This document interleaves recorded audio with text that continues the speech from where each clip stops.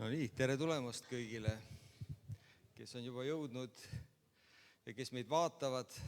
Jälle üks armupäev, võimalus tulla kokku ilma piiranguteta ja kiita ja tänada Jumalat selle kõige eest, mis ta teeb meie elus. Ja meil on selle kuu teema on, kas Jumal tegelikult hoolib minust. Me usume kõik, et Jumal on armastus ja Jumal hoolib, aga kas ta minust ka hoolib ja kas ta mind ka armastab. Tekib vahel kõhklused ja kahtlused. Rooma 8:28 on kirjas, et me teame aga, et neile, kes Jumalat armastavad, laseb Jumal kõik tulla heaks, neile, kes on kutsutud tema kavatsuse järgi. 2015 oli New York Timesis üks artikkel pealkirjaga Guugeldades Jumalat. Ja seal uuriti siis, et millised on kõige populaarsemad küsimused Jumala kohta. Ja esimene oli, et kes lõi Jumala.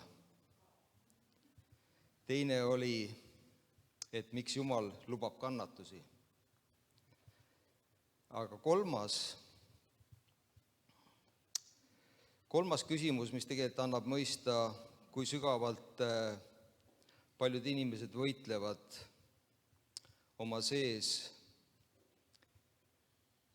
oli see, et miks Jumal mind vihkab.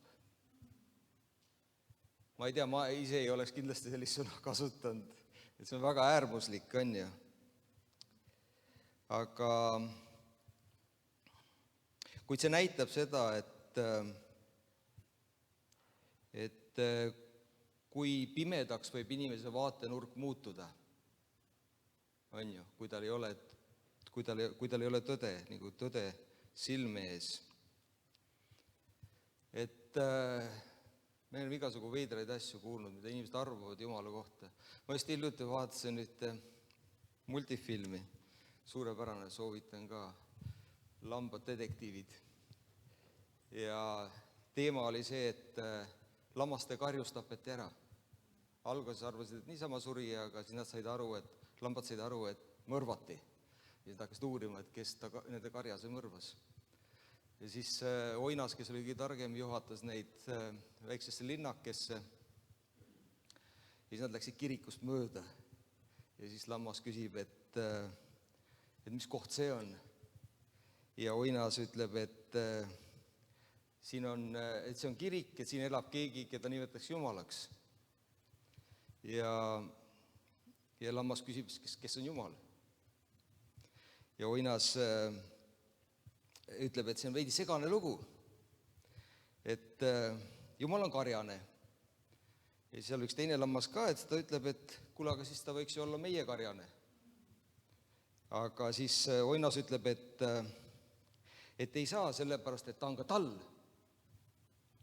Ja lammas küsib, mis asja. Ja Oinas ütleb, et ja lisaks on ta veel nähtamatu. Ja veel hullem, ta on tehtud leivast. Ja ta on võimas nagu tamm. Ja lammas küsib, kas sama võimas kui kopratamm. Ta ütleb, et jah, Oinas ütleb, jah, sama võimas. Ja siis lammas võtab selle asja kokku, et Jumal on siis suur, nähtamatu, tehtud leivast, ta on tallkobras. Ja Oinas arvas, et jah, ja teda süüakse pühapäeviti. Ja siis lammas arvas, et vaene Jumal. Et see oli päris huvitav nägemus asjast. Ja nii on ka paljude inimestega meie ümber, ja meie asi on tegelikult ju valgustada neid, et milline Jumal tegelikult on, nii oma eluga kui ka oma sõnadega, kui vaja. Ja ma arvan, et meil kõigil on olnud nagu hetki, neid raskeid hetki, kus me oleme tegelikult hakanud kahtlema, kas Jumal tegelikult hoolib minust. Sest hingevaenlane on alati platsis, siis kui meil on kus me oleme kõige nõrgemad, siis tema tuleb ja ütleb, milline tõde on, et Jumal ei hooli sinust, ta ei armasta sind ja ta on sind maha jätnud ja nii edasi. Nii et kõige tegelikult kõige laastavam vaimulik kriis ei ole see, kui me imestame, et miks Jumal midagi ei tee. Et kõige laastavam on see, kui oleme veendunud, et ta ei hooli meist enam. Ja just seda see uuring peegeldas. Ja tegelikult on nii, et seda meie usku ei lõhu niivõrd nagu kahtlused, kui nagu kindlus nagu nendes tegelikult valedes väidetes, mida hingevaenlane meile toob, et näiteks, et Jumal ei hooli minust, kuidas saab hea Jumal olla, näiteks seda teha või sellega nõus olla, on ju. Või see, mida ma näen, näitab tegelikult, et Jumal ei tegutse. Ja just siis hakkavad tekkima kahtlused Jumala armastuse, hoolimise, kaitse, juhtimise ja ustavuse suhtes. Ning kõige enam kartus, et tal tegelikult polegi mingit plaani päris. Et võib selleni see asi jõuda ja et tunne, et ma olen lihtsalt selline kontrollimatute asjaolude ohver. Ja ka selle mõtteviisi probleem on see, kuigi raskuses see tundub niimoodi, siis see ei ole tõde. Tõde on hoopis see, et ta on alati olnud meie kõrval. Sest me teame oma sisimas, et see, mida me silmaga näeme, ei ole ju kogu tõde, on ju. Ja meie kogemus ütleb ka seda, et kuigi me ei näe alati tema tööd raskuste keskel, siis me tagantjärgi näeme seda tihti. Ja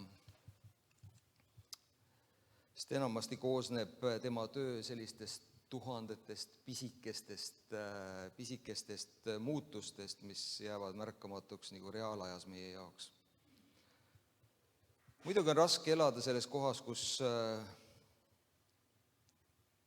mõistus ütleb, jah, Jumal võib teha kõike, kuid süda on raske, sest ta ei tee täpselt seda, mida me oleme lootnud või mida me oleme palvetanud, mida me oleme oodanud võib-olla pikka aega.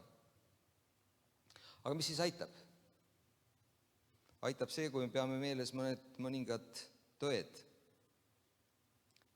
Esiteks, Jumal tegutseb nähtamatult. See, et me ei näe ega tunne tema tööd, ei tähenda, et ta ei tegutseks. 2. Korintuse kirjas on nii, et me ei pea silmas nähtavat, vaid nähtamatut, sest nähtav on ajalik ja nähtamatu aga igavene. See, mis tundub Jumala sekkumise puudumisena, ei ole märk tema armastuse puudumisest. On ju nii? Nutulauludes on kirjas, seda ma võtan südamesse ja seepärast on mul lootust. Issanda heldus ei ole lõppenud, tema halastus ei ole otsa saanud. See on uus igal hommikul, suur on sinu ustavus, issand. Jumal armastab meid liiga palju, et vastata meie palvetele valel ajal ja valel viisil. On ju nii? Ta teeb alati seda õigel ajal ja õigel viisil. Me teame aga, et neile, kes Jumalat armastavad, laseb Jumal kõik tulla heaks, neile, kes on kutsutud tema kavatsuse järgi, on Rooma kirjas. Nii et püüa lihtsalt tähele panna oma elus neid ilusaid viise, kuidas Jumal kinnitab sulle oma armastust. Sest tegelikult tema armastuse sügav kiindumus ümbritseb sind kõikjal, kus iganes või mis iganes olukorras sa oled.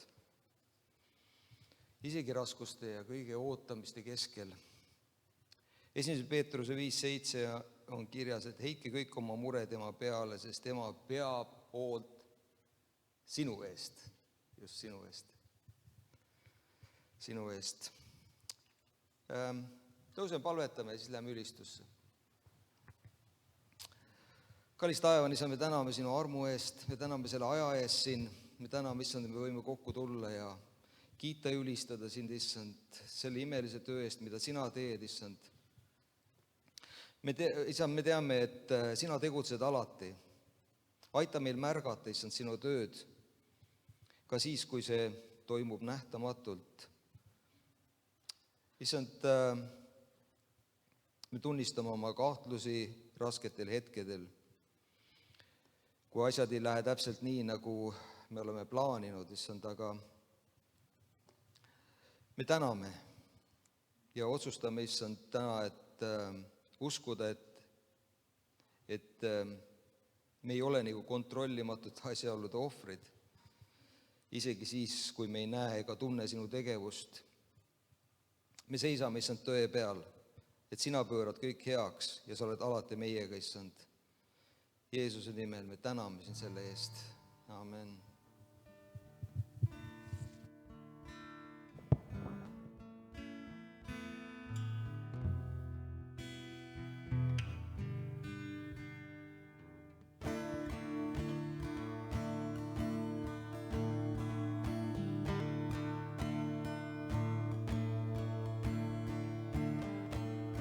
Sinu nimel kokku tulnud me, sinu nimel kummardame me, sinu nimel hääle tõstame,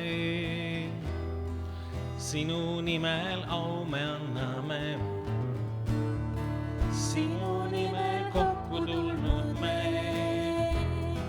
sinu nimel kummardame me, sinu nimel hääle tõstame,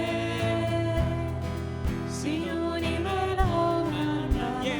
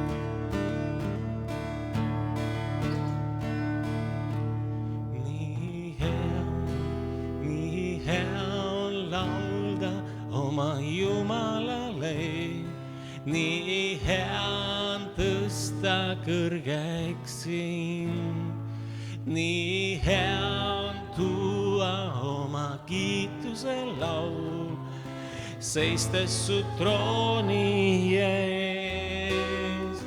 Nii hea on laulda oma Jumalale, nii hea on tõsta kõrgeks sind, nii hea on tuua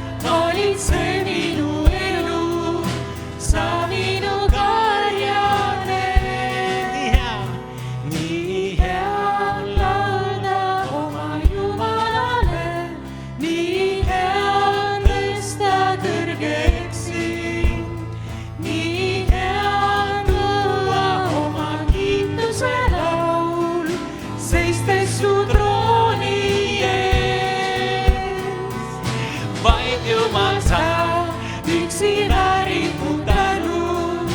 Vaid Jumal sa, andsid elu mu eest. Vaid Jumal sa, valitsed minu elu. Sa minu karjane. Vaid Jumal sa, üksi väärid mu tänu. Vaid Jumal sa, andsid elu mu eest. Vaid Jumal sa, valitsed minu elu. Sa minu karjane.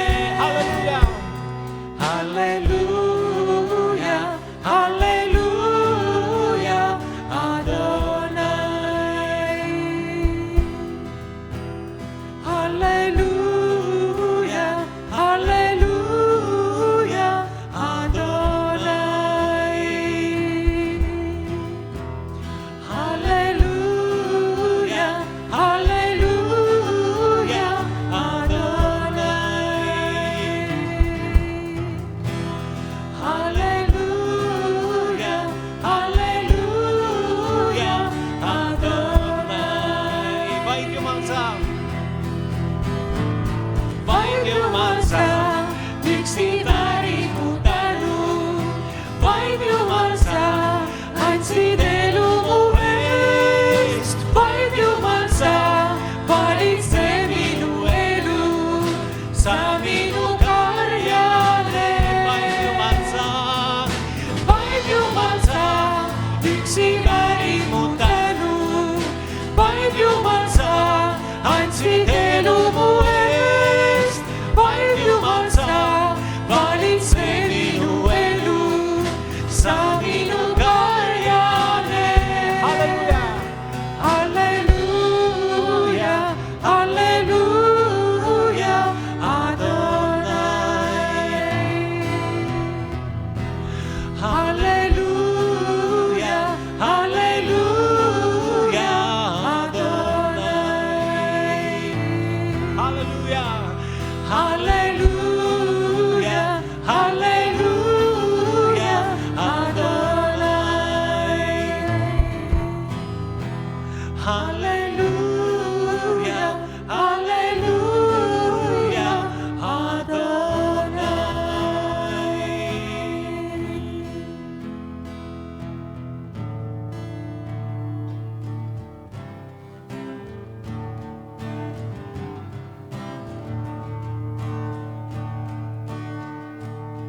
Sind issand kroonime kuningliku kuuega, su riik ja valitsus iial ei kao.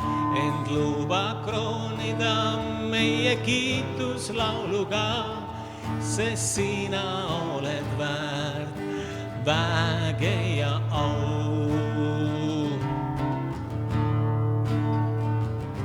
Sind issand kroonime kuningliku kuuega, su riik ja valitsus iial ei kao. Ent luba kroonida meie kiituslauluga, sest sina oled väärt väge ja au. Sa oled kuningas ja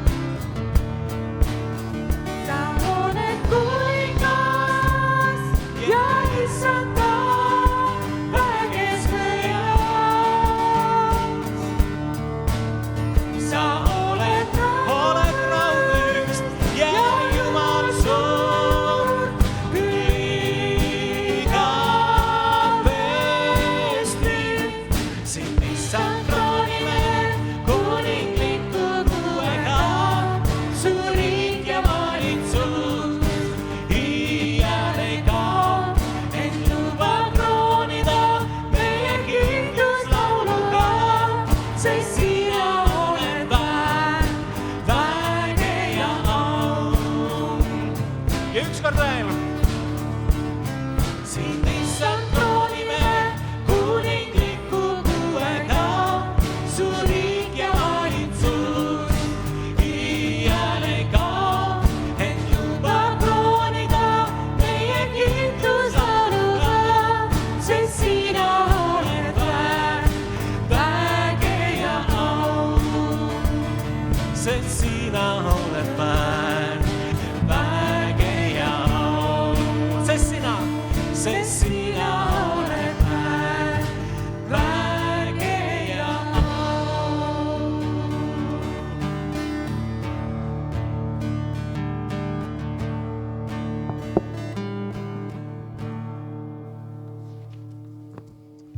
halleluuja. ennem kui edasi läheme, tuli ka üks palvesoov, et meie armas õde Eerika on oma jala ära murdnud. Et ta on kodus kipsis ja palvetame ta eest, et kiire paranemine oleks ja et kõik läheks hästi. Isa, me toome Eerika sinu ette praegu Jeesuse Kristuse nimel, issand, ja me täname, et sina oled tema ligi, issand, sina trööstid, sina kinnitad, issand, aga me kuulutame sinu nimel, issand. Me kuulutame sinu nimel tervenemist Eerika jala üle, issand, see luu paraneb täielikult, isa, ja seal ei ole mingit tüsistust ega midagi. Jeesuse nimel kuulutame täielikku tervist üle, issand, Jeesuse nimel. Tänu sulle ja ülistus. Halleluuja. Amen. Nüüd meil on üks osa, me paneme nüüd vabatahtliku ohvrianni kokku ja ma mõtlesin, et ma avaldan teile ühe šokeeriva saladuse. See on nii tore, kõrvad on kõik siiapoole. Meile on õpetatud mõtlema niimoodi, et kui sul on rahaline vajadus, on ju, siis tuleb külvata seeme. Ehk anda raha ja Jumal võiks selle siis mitmekordselt tagasi anda. Kuigi külvamise ja lõikamise põhimõte on piiblis tõene, absoluutselt, see on õige. Võib selle vale kasutamine viia selline, et me hakkame kasutama Jumalat raha saamiseks. Selle asemel, et kasutada raha Jumala teenimiseks. Sa oled kunagi mõelnud selle üle, ilmselt oled, et miks sa sageli ei näi toimivat. See, et külvad ja saad 30, 60, 100 kordselt seda raha tagasi kohe. Ma ei tea, kui palju sa tead kristlasi, kes kogevad nagu regulaarselt annetuste mitmekordset tagasisaamist. On tõsi, et vaesus ja puudus ei ole Jumala tahe. Absoluutselt. Ta on isa, kes annab häid ande oma lastele. Ja üks tema nimedest on ju Jehova või issand, kes varustab. Ja piibelik külvamine ja lõikamise põhimõte kehtib ka raha kohta, see on nii. Aga Jumal tahab tõepoolest nagu seda sinu seemet, mis iganes seeme see on, paljundada. Aga mis siis on probleem? Probleem selle lähenemise juures on see, et see pöörab meie suhte Jumalaga pea peale. Mina muutun peremeheks ja Jumal saab teenijaks, keda ma kasutan siis selleks, et saada rohkem raha.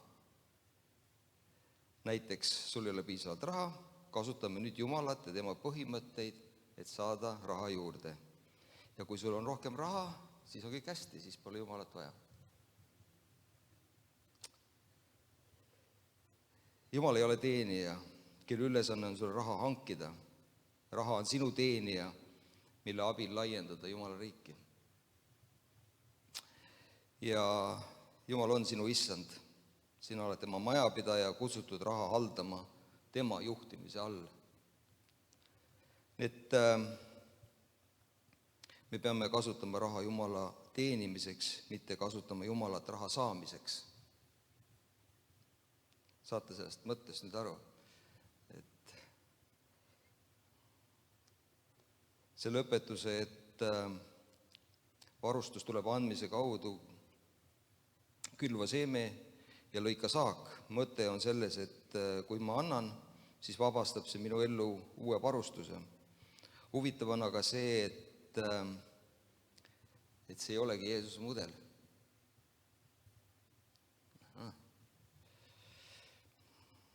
Tegelikult õpetab ta midagi muud. Matteuse 6. peatükis on seal teistsugune vaade. Ta ei suuna tegelikult meid esmalt külvamise ja lõikamise juurde, vaid isa armastuse juurde. Vaadake taevalinde, nad ei külva ega lõika, ega kogu aitadesse. Ometi toidab teie taevan isa neid.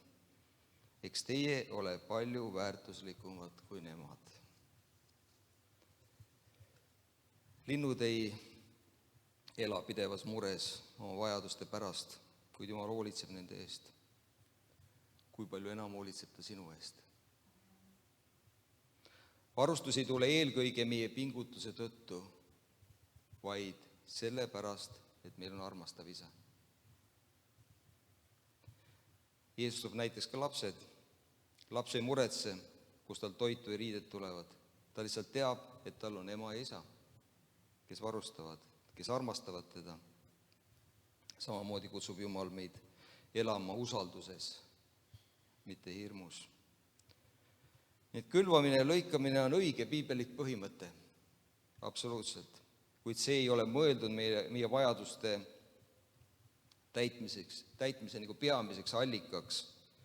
Meie vajaduste täitmise alus on Jumala armastus, arm ja ustavus ja hoolivus. Nii et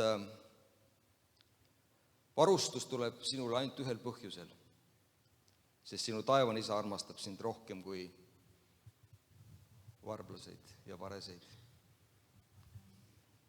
Mind ta armastab. Keegi ei saa sinu eest paremini hoolitseda kui sinu armastav taevane isa. Nii et sa võid hingata, puhata, sest kõik saab korda. Keegi on öelnud, et lõpuks saab kõik korda, on ju. Ja kui praegu ei ole korras, siis see ei ole lõpp.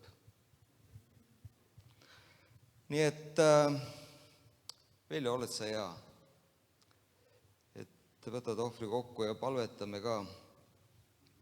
Kallis taevan isa, me täname, ülistame sind sinu armu eest, et sina oled meie varustaja, issand, sa oled armastav isa, kes hoolid meist ja issand, me ei pea sellepärast, issand, pingutama ja vaeva nägema, issand, et kuidagi välja teenida, et me saaksime oma varustuse kätte, vaid sa oled juba selle valmis pannud läbi oma armastuse, issand.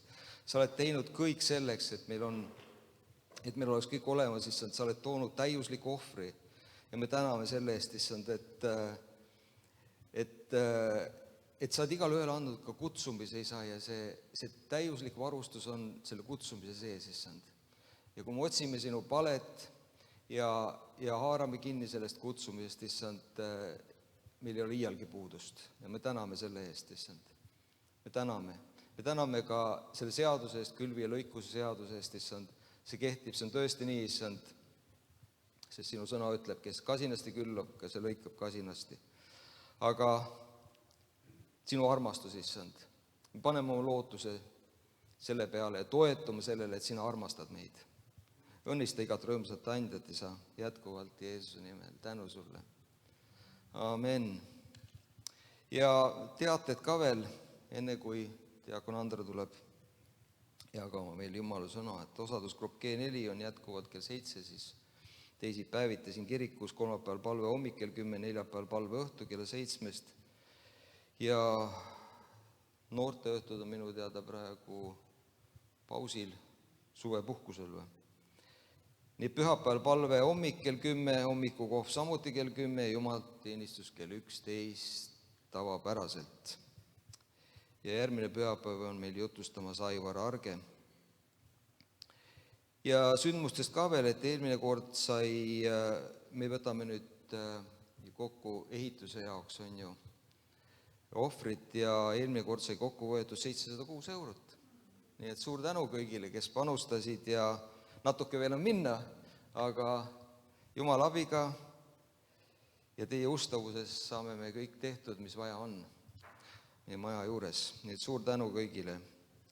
Ja meil oli üks sünnipäevalaps ka see nädal, Kaili Tiitmaa. Et Kaili, kui sa vaatad meid, siis soovime sulle rohkelt Jumala armu ja õnnistust jätkuvalt ja ootame sind ka meie keskele uuesti. Ole väga õnnistatud.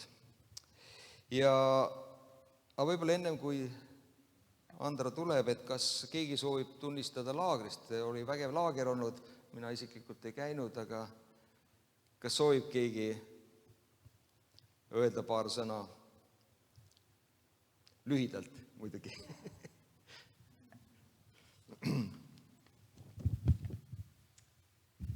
Tere, Jumala rahu kõigile, kes käisid laagris, said kindlasti kõik tõstetud. Ja ütleme niiviisi, et kui läksin teatud kahtlustega oma südames, ma olin kuidagi ärev, kui ma läksin, ei ole seotud sõbrannadega, ma olen iseendas. Ja kui esimene päev tuli lavale Märt Vähi ja hakkas jutlustama, rääkis kõikidest asjadest ja see, kui räägitaks, ei olnud esimene päev, see oli teine, kui ta rääkis seda, et meie oleme nagu iseendas ei ole kindlad. Mina ka ei ole iseendas kindlad, aga Jumal on meis kindel. Et ma sain väga tõstetud sellest, et ei tohiks nagu väga palju nagu iseennast nagu maha teha. Et mina olen selline, kes arvab, et teised on alati paremad kui mina, aga ma sain teada, et ma olen ka parem kui teised, ükskõik milles, aga mingis asjas ma olen ikkagi parem. Et uskuge iseendasse ikkagi rohkem ja võtke iga päev kaasa Jeesus, ärge jätke teda ukse taha. Et sellest sain ka teada, et teda ei tohi jätta ukse taha. Et oled sa nii väsinud, kui sa tahad, siis võtke ta ikkagi kaasa endaga ja leidke see moment, et te saaksite olla üksi ja temaga koos. Et see iseenda ja Jumalaga olemine, siis sa nagu saad aru, et Jumal on sinu ligiholu ja siis sa kuuled ka seda, mida Jumal tahab sulle nagu konkreetselt öelda. Olge kõik õnnistatud. Suur aitäh, sest laager tõstis mind väga kõrgele. Aitäh teile! Tänu Jumalale. Järgmine aasta lähete kõik, on ju, kes ei käinud see aasta. Ma plaanin küll minna Jumala abiga. Aga see on väga õige, et vaata, kui sa ütled enda kohta, või ma ei saa hakkama, ma ei suuda, see tundub kuidagi süütu. Aga kui ma ütlen sulle, et tegelikult sa nead ennast, kui sa ütled endale, kas ma tahan ennast needa, siis see on päris karm sõna, on ju. Et ärme teeme seda. Jah. Järme kardame. Keegi ütles väga hästi, et kartmine on kõige halvem viis kasutada oma kujutlusvõimet. Nii et meil on võimalus valida, kas me toetume sellele, mida Jumal on öelnud meie kohta. Suur tänu ja Andra, ole hea, tule jaga, mis Jumal on su südamesse pannud.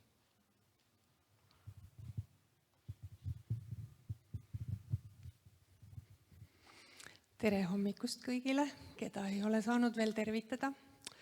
Ja, no mis ma ütlen, ma käisin ka laagris.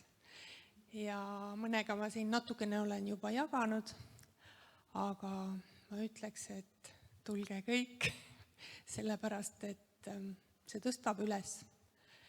Ja võib-olla mõtled, et no mis see ikka nii väga on, et me oleme küll seal Jumala teenistusel koos ja ikka need samad jutlustajad ja nii ja naa, aga tegelikult ei, see on oluline tulla kokku.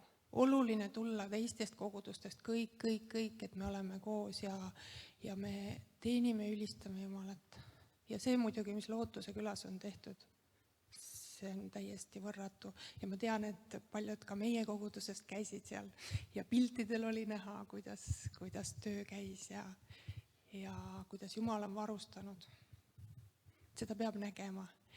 Ja tõesti, ma palun ka, et mind ja ka kõiki teisi, kes tahavad tulla, et Jumal varustaks ka sellega, et seal telkides hakkama saada või leida omale hea öömaja, sest et me siin korra mõtlesime, et millele me keskendume, kas sellele, kui ebamugav meil öösel oli, või keskendume sellele, mis toimub Jumala teenistusel ja mis toimub osadustes.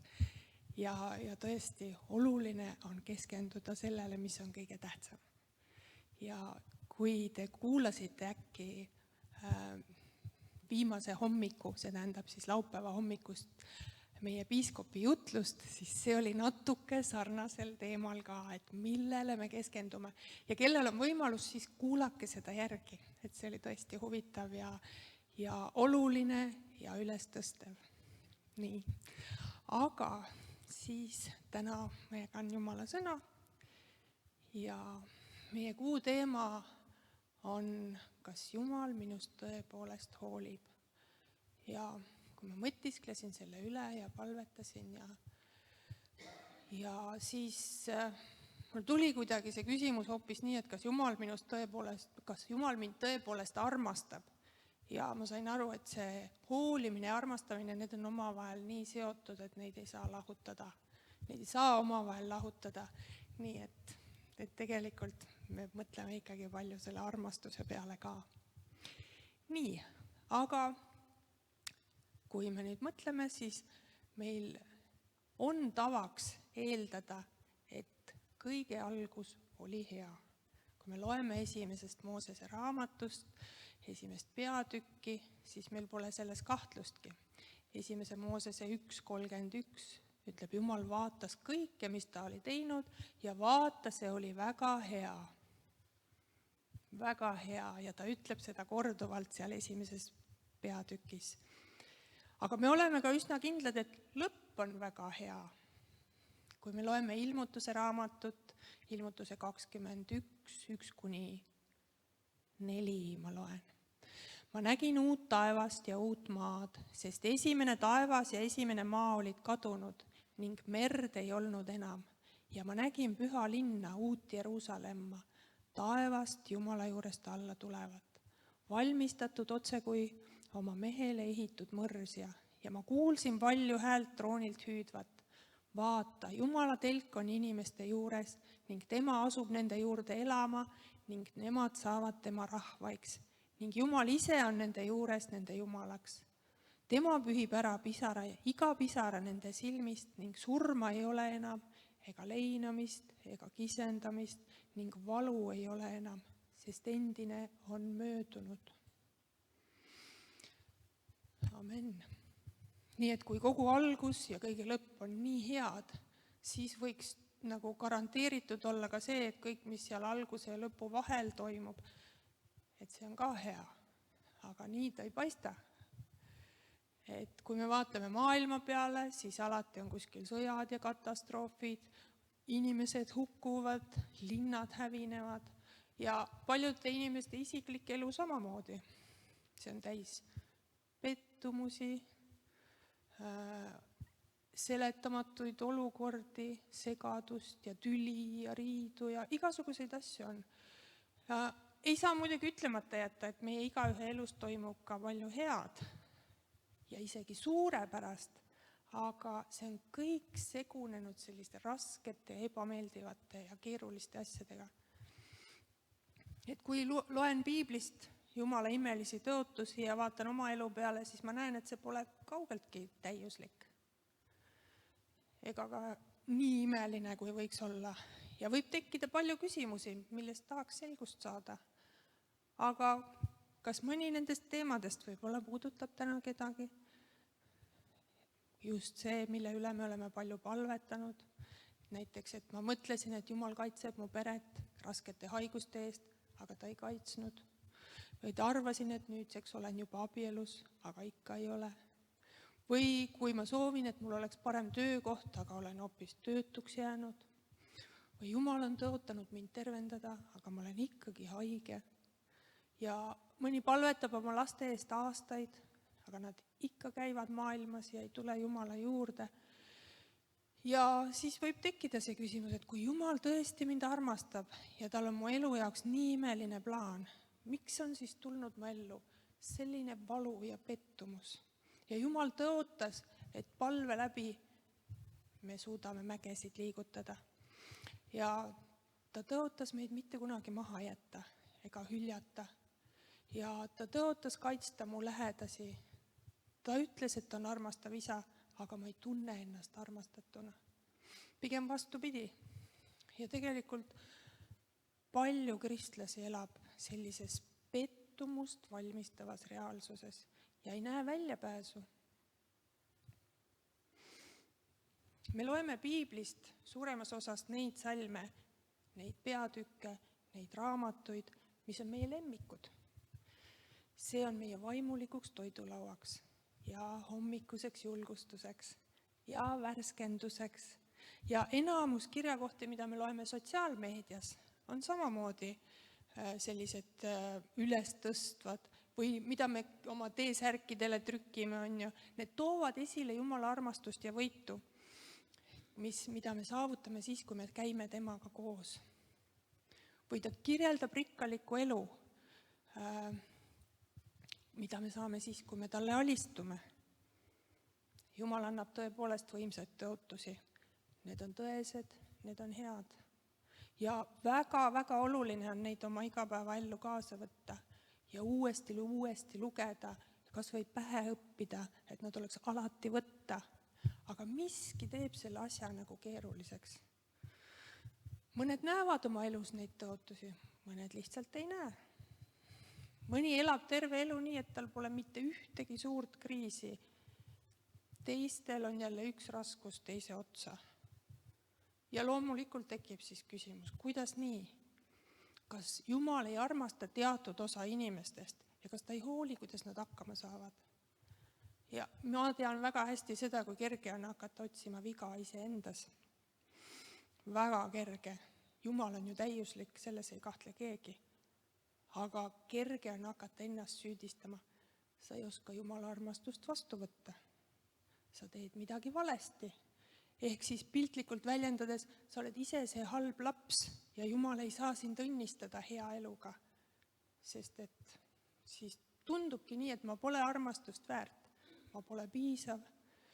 Ja Jumal teab neid patte, mida ma teinud olen ja neid ei saa kindlasti andeks anda. Ja nii edasi, ja nii edasi. Et neid mustreid, mis tuleb ja neid enese kuidagi sellist maha tegemist, nagu ka Ain rääkis siin, on ju, see võib kergesti tulla. Ja veel on üks asi, mida on lihtne hakata tegema niiviisi, on hakata võtma oma emotsioone kui tõde. Nii lihtne on emotsiooni segamini ajada tunnetusega. Ühel päeval tunnen, et Jumal on ligi, teisel päeval tunnen, et Jumal on mu maha jätnud. 3. päeval ma ei tunne mitte midagi. Ja Jumal on läheduses, kui toimub midagi vägevat. Ja sa näed tema üleloomulikku sekkumist. Aga tihti Jumal ununeb, kui kõik on hästi. Ja kui siis järsku elu keerab halvaks, siis tundub, et Jumal on maha jätnud. See kujutlus, et need tunded kuidagi peegeldavad Jumala hoolimist või mitte hoolimist. See tegelikult kõigutab väga tugevalt sellist päästekindlust ja usukindlust. See üles-alla kõikumine, kus kord ollakse Jumala ligiolus, järgmine hetk masenduses, sest et tundub, et Jumal ei hooli, see on tegelikult väga väsitav. Ja see pole kindlasti Jumala plaan. See kõik tunded, see on inimloomuse loomulik osa, aga me ei saa neid usaldada ja nende järgi midagi otsustada. Need tulevad ja lähevad, nad on ääretult mitmekesised, sõltuvad ilmast, olukorrast, tervisest, sellest, kuidas sa oled maganud. Inimene on tujukas, kapriisne ja heitlik ja inimese süda on väga petlik ja me ei saa iseennast väga usaldada. Aga lähme Jumala sõna juurde. Hebrea kiri, 11. peatükk. Autor kirjutab usukangelastest, kes olid Jumalale meelepärased. Ma kõike seda ette ei loe, aga kellel on piibel kättesaadav, võib selle lahti teha. Ta alustab Aabelist, Eenokist, Noast. Noa sai õiguse pärijaks Abrahamist, kes oli kuulekas raskes proovile panekus, kus ta oli valmis ohverdama Jumalale oma ainusündinu.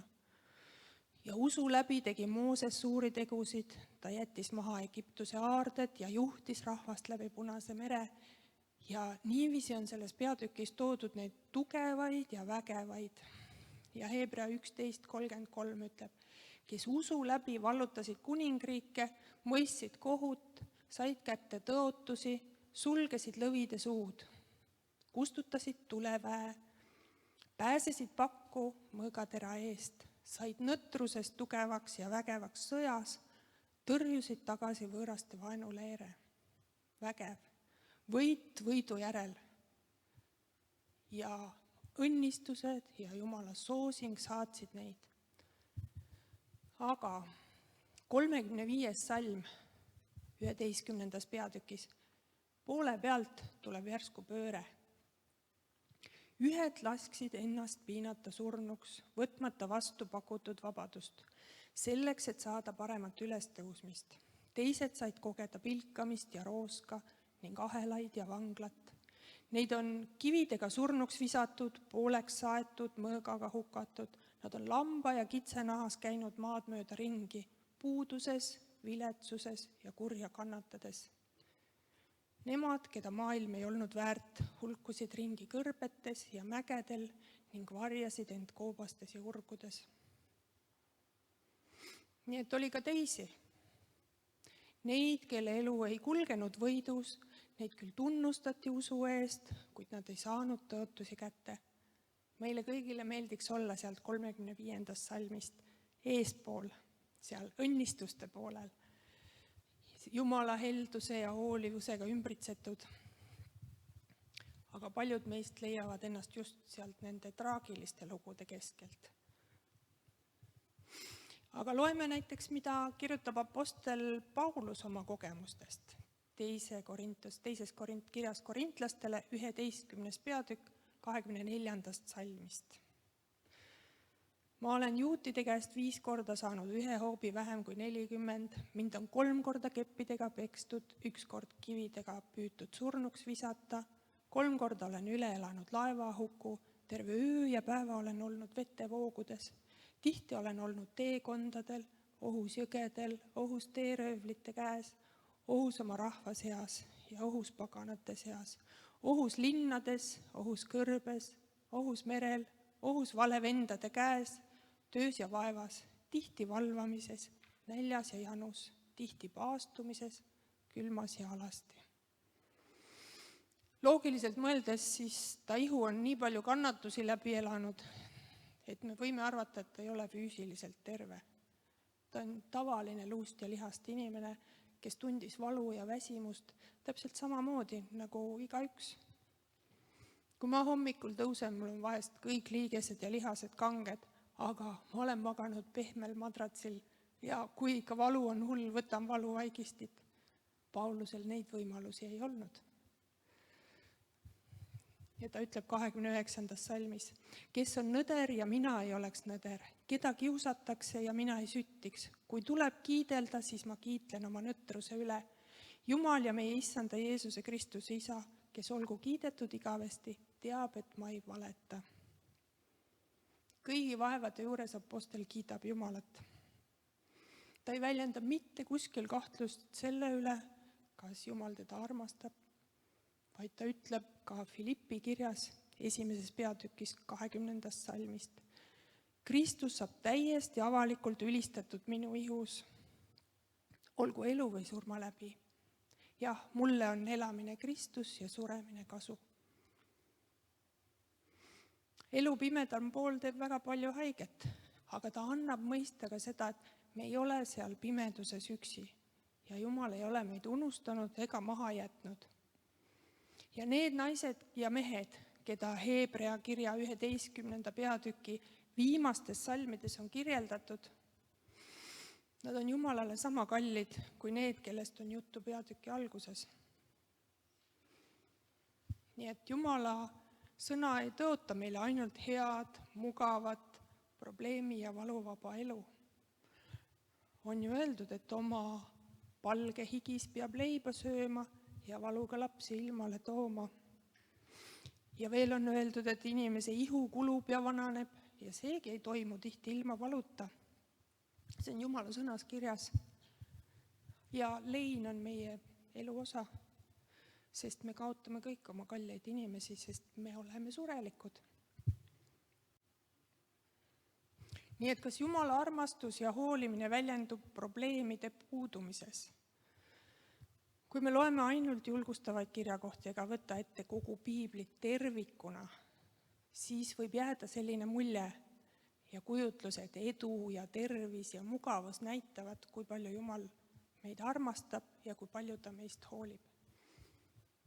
Apostel Johannes ütleb, Jumal on armastus. Ta vaatamata kõigele sellele, mis meie elus toimunud on ja mis veel juhtuma hakkab või millised me oleme, ta armastab meid. Kui me ise selle peale mõtleme, siis me kujutleme inimlikult, milline see armastus võiks olla. Ja me mõtleme, et see on tema lahkus ja heasoovlikkus, soov näha meid õnnelikena. Aga see, mis meie meelest on võib-olla hea, see Jumala silmis absoluutselt ei pruugi meile hea olla. Ja see, mida me peame halvaks, võib-olla tema arvab, et see on tegelikult hea. Või ta mitte arvab, vaid teab. Ja see, mida me mõtleme, mis võiks meid õnnelikuks teha. Pikemas plaanis sageli on nii, et see ei ole meile üldse hea.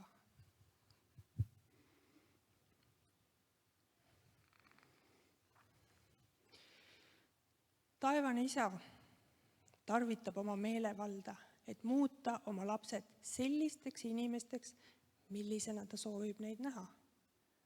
Ta teeb seda sageli käskude ja keeldudega, annab erinevaid õppetunde, et saaksime uusi kogemusi ja see pole sugugi kerge. Jumal on hooliv ja armastav, kuid tal on autoriteet absoluutselt kogu loodu üle. Ta pole mitte kunagi ebaõiglane, aga meie näeme ikkagi oma elus palju ebaõiglust. Mõtlesin selle üle, kõigi nende igasuguste raskuste ja asjade üle ja mõtlesin selle peale, et kui ma ei tea, mis on võitlus või lahing või kaotus, kuidas ma saaksin aru, mis asi on võit? Või kui ma ei tea, mis on rahutus, pinge või stress, kuidas ma saaksin aru, mis on rahu? Kui ma pole mitte kunagi mitte millegi nimel pingutanud, kuidas ma siis tean, kas ma olen tugev või ma olen nõrk? Ja kui ma pole mitte kunagi tundnud ahistust, vangistust või piiranguid, kuidas ma mõistaksin siis, mis mu elus on vabadus? Ja ma ei mõtle mitte päris vanglas istumist ega päris sõjas olemist, vaid need on kõik hingelised, vaimulikud võitlused ja kaotused. Aga Jumal on öelnud, et me oleme tema omad, tema rahvas, tema lapsed. See tähendab tegelikult seda, et me ei pea paaniliselt enda tunnetes otsima, et leida mingit tõendit oma hinges, kas Jumal armastab või mitte. Vaid meil on vaja suunata oma pilk enda isikust väljapoole Jumalale. Teisest küljest võiks öelda sissepoole, sest ta elab meie sees. Aga et me pöörame pilgud temale, mitte iseendale. ja on nii, et ma ei pea tundma mitte midagi ja Jumal on minu ligi. Ja ma võin, ma ei tea, olla haletsusest ja kurbusest kuskil nutta, aga ta on ikka mu ligi, ühtemoodi. Johannese 14. peatükis, 27. salmis ütleb Jeesus: rahu ma jätan teile, oma rahu ma annan teile. Mina ei anna nõnda, nagu maailm annab. Teie süda ärgu ehmugu ega mingu araks. Rahu, vähemalt minu meelest, pole emotsioon. Rahu on see, mis on emotsioonidest üle ja hoiab need tasakaalus. Tundub küll, et positiivne emotsioon ja rõõmusolek ja kõik kordaminekud ja õnnelikkus ja kõik see hea elu ja see sobib väga hästi rahuga kokku. Aga negatiivne emotsioon ja rahu, see ei sobi.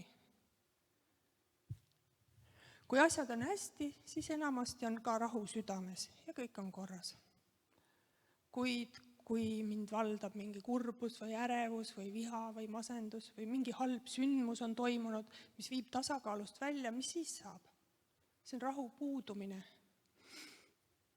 Ja see salm on mulle palju kordi meelde tuletanud, kuidas enda ees rahu uuesti valitsema saada. Tuleb paluda omale rahu Jumala käest ja issand annab. Ja see rahu tasakaalustab emotsioonid ja isegi kui sa oled seal tasakaalutuses ja tunnete möllu, siis sa tead, et see sama rahu on jälle kättesaadav. Nii et see on nagu võrdluses nagu torm, mis ookeane pinnal möllab, kus lainetus on kõrge ja tugev, aga ta ei liiguta seda vett seal sügaval merepõhjas nii samamoodi. Ja nõnda on ka Jeesuse tõotatud rahuga. Usu, et see on sul alati olemas ja kättesaadav ka siis, kui olukorrad on täitsa käest ära. Me teame ja kasutame seda ütlust ka vahel, et kui võtad Kristuse oma ellu vastu, saad oma elu korda. See on ühest küljest õige. Teisest küljest, mida me selle korda saamise all mõtleme, kas kõik raskused kaovad. See on nagu esimene mõte tavaliselt. Võivad kaduda, aga ei pruugi. Neid raskusi võib ka juurde tulla. Kas meil on alati tööd, raha, tervist, hea kodu, head suhted? Võib olla, aga mitte alati ja kõigil. Aga muutus elus koos Kristusega on kardinaalne ikkagi. Sa saad korda suhte oma Jumalaga. Ja see on suhe, mis annab võimaluse korda saada ka suhte iseendaga. Ja mis siis muutub? Tekib kindel veendumus, teadmine, et sa ei ole kunagi üksinda. Ja just see sisemine veendumus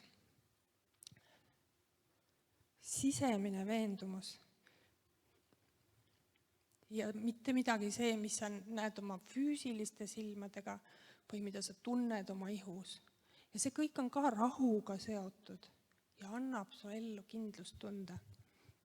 Ja siin on ka apostel Pauluse sõnad nii omal kohal. Roomlastele kirjas 8. peatükk, 38 ja 39 salm. Sest ma olen veendunud, et ei surm ega elu, ei inglid ega peainglid, ei praegused ega tulevased, ei väed, ei kõrgus, ei sügavus ega mis tahes muu loodu suuda meid lahutada Jumala armastusest, mis on Kristuses Jeesuses, meie issandas. Paulus on veendunud ja Jumala sõna endasse tõmmates see veendumus kandub meisse ka üle. Kui mu sõber ei ole kristlane, siis ta on veendunud, et Jumalat ei eksisteeri. Aga mina olen veendunud vastupidises, et Jumal on olemas ja ta armastab mind. Halbu asju on kõikide elus, aga vahe on selles, kui raskused tulevad, siis sellel sõbral ei ole mingeid veendumusi, mis teda aitaksid. Tal pole mingit kindlustunnet, et see, mis juhtub, see juhtub mingi põhjusega. Et kõige taga on kõikvõimas Jumal, kes meid armastab. Ja tal ei ole seda kindlustunnet, et ta on armastatud isegi siis, kui kogu maailm on tema vastu. Ja tal ei ole ühtegi nendest veendumustest, ei lootust ega ligipääsu Jumala armastusele. Ja näiteks see, kes ei ole ka väga enesekindel ja kellel tulevad tihti süütunde probleemid,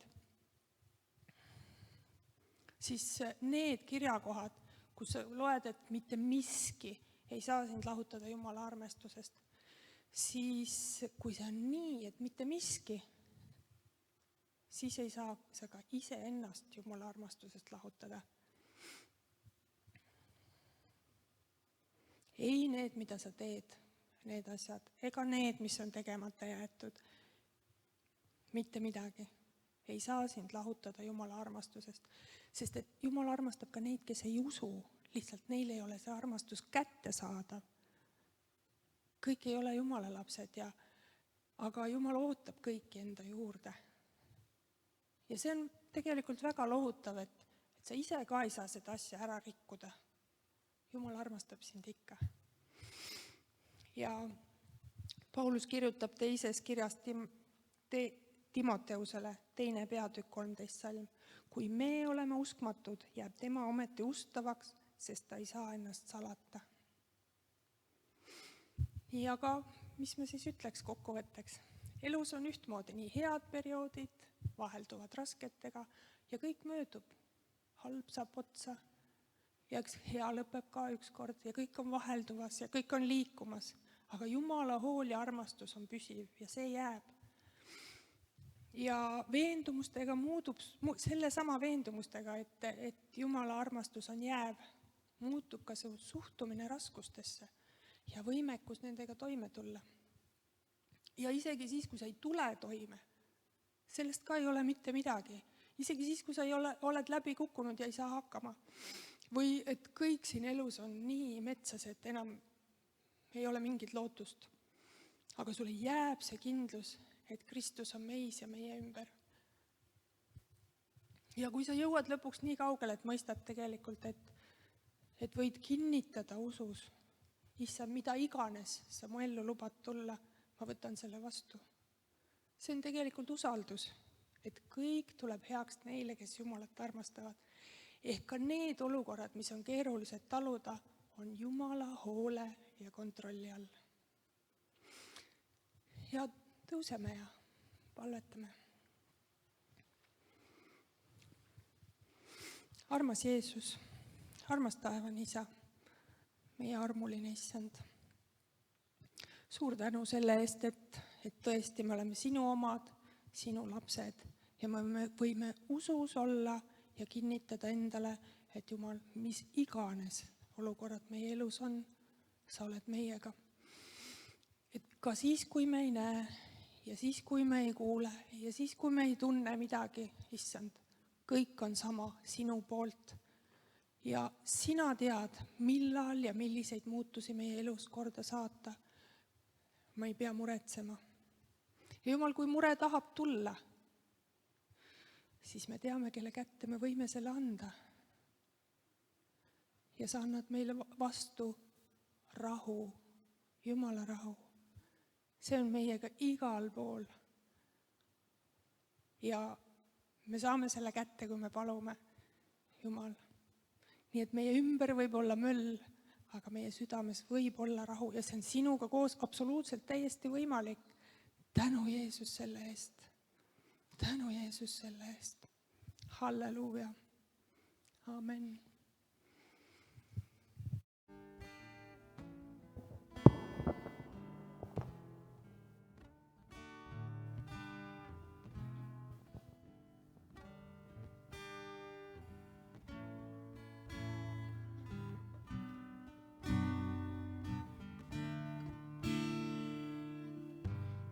Anda, ma tahan vaid seda, mis kalliks pead sa.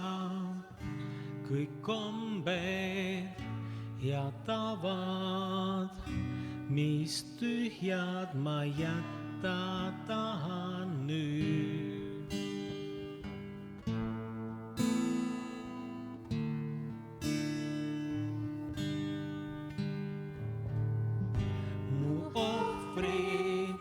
Sa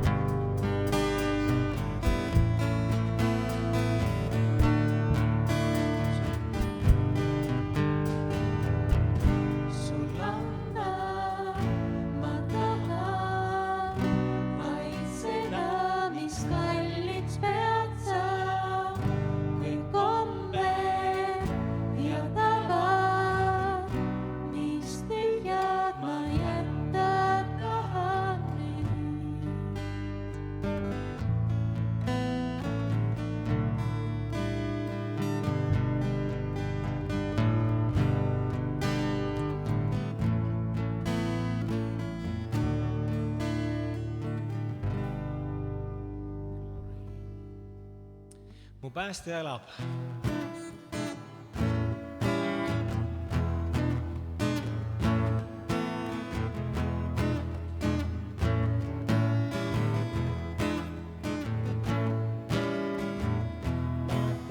Ta päästis mu, ta veri kattis paatu, usun ma,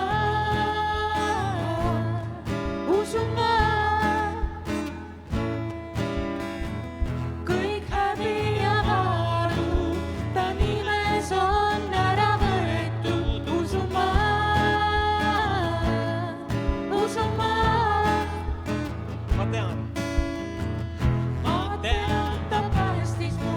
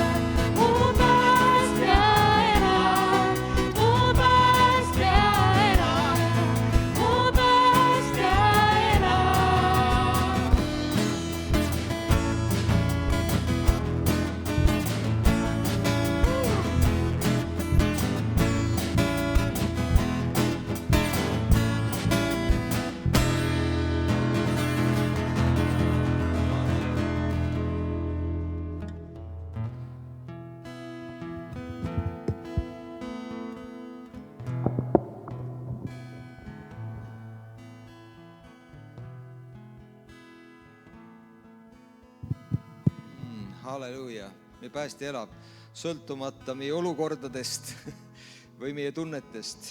Tänu Jumalale, et ta on alati meie kõrval. Suur tänu, Andra, selle olulise sõnumi eest ja tõesti, rahu. aga veel parem on mõelda, sõna ütleb rahuvürst.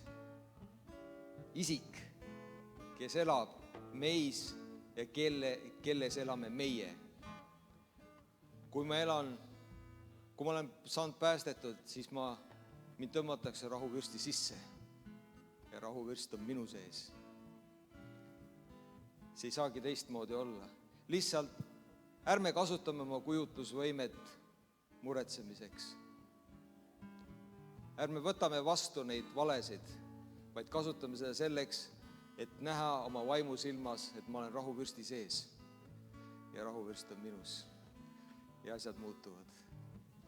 Suur tänu, Andre, ja suur tänu kõigile ülistajatele ja kõigil teile ja ärme ära kiirustame, kohvik on avatud ja võtame õnnistussõnad kaasa. Issand, õnnistagu sind ja hoidku sind. Issand, lasku oma pale paista sinu peale ja olgu sulle armuline. Issand, tõstku oma pale sinu üle ja andku sulle oma rahu. Isa, Poja, Pühavaimu nimel. Aamen. Olge väga õnnistatud ja kuni järgmise pühapäevani sa oled valguseks ja soolaks.